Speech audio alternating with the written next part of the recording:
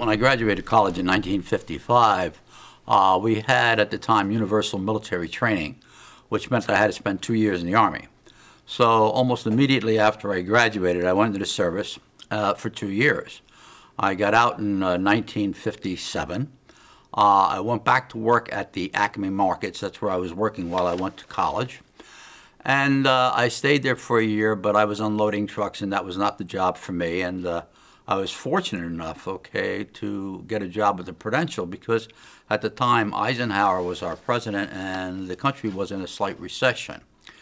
I did very, very well selling insurance, I was the youngest guy in the office, and I was the highest producer. I got a call one day from a very, very dear classmate of mine.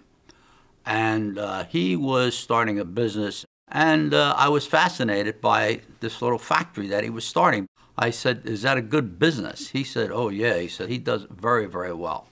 So we decided, to form a partnership.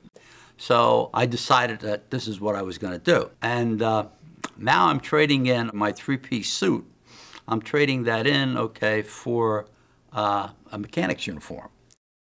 We started making parts, more parts. I started to learn the business, and then we went from, let's say, buying machines, to buying companies. I was always selling. While I was going to college, I sold jewelry, and I put on jewelry demonstrations, and I did very well in that. Opportunities are presented to all of us. There are some guys, who recognize opportunities, and they just recognize them. There are other guys who kind of recognize opportunity and take advantage of them. So I think for any young student, I would say, take a chance. Under the worst conditions, what's going to happen, And I think that has been, my motto, and in all the businesses that I've been in. And they've been varied. Like right now, I'm in the catering business, I'm in the picnic business, and I'm in the manufacturing business. And people say to me, "Well, how did you get in this business?" I said, "Well, I got into the catering business because when I was in the Army, I was a mess sergeant." And businesses, they all have basically the same components. Sure, I manufacture, parts out of wire, and I serve hot dogs. You could say, how are they the same? Well, they're the same because you have to purchase, and you have to be smart when you're purchasing. You have to make sure that you get good quotes. You have to make sure that you have reliable vendors, You have to recognize what your market is, who you're going to sell to.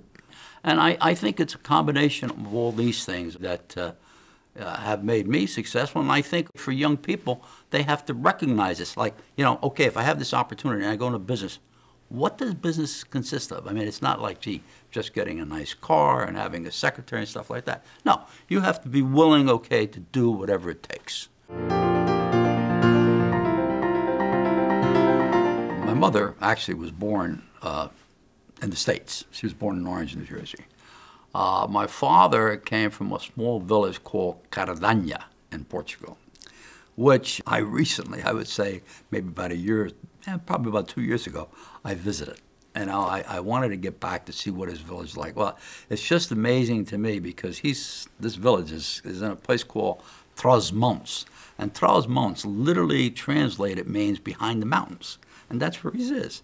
There's like maybe one street, maybe about 200 yards long, where there's a church, and I guess a couple of houses and a store, and I don't even know if there's a store, farmers there, and so on and so forth. I'd say, how did my father get from this place to Newark, New Jersey? It was like, wow. Even getting there now was tough. But, they did it, and they were used to sacrifice a lot more than we are. And, that's the story of the immigrants. The Italian side of me, actually, I grew up in Orange, and Orange was predominantly Italian, and I was probably one of the very, very few young people there that was only half Italian. You know, almost everybody was Italian. You know. And my mother and my father had a small grocery store, and they had some produce, and I would go down with my father to the farmer's market, and we would deal with the farmers. It was like, you know, I want $5 for this head of lettuce. Well, you're only going to get $3, and you go back and forth, you know. And I guess that's where I learned to negotiate. They ask you, okay, what do you want for Christmas? You tell them, I want a bicycle. Okay, so I tell them I wanted a bicycle. Well, anyway, comes Christmas time, you know, I go in the tree and I'm looking, I don't see any bicycle, but I see a shoe shine box there.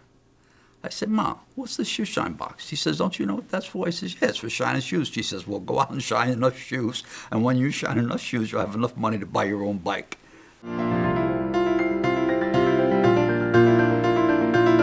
We established the Institute, and I think now, if I'm not mistaken, our Italian Studies program is probably the second largest in the state.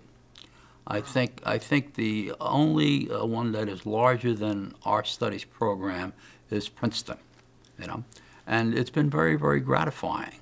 For me, there are so many young people out there who are talented. There are so many young people out there who need help, though, financially. And to be able to help these people and get letters from them, okay, saying they've done this, they're being successful, and so on and so forth. I mean, for me, it's just a tremendous feeling, okay? I just feel good all over, you know, being able to give. And I'm very, very fortunate in that I can give.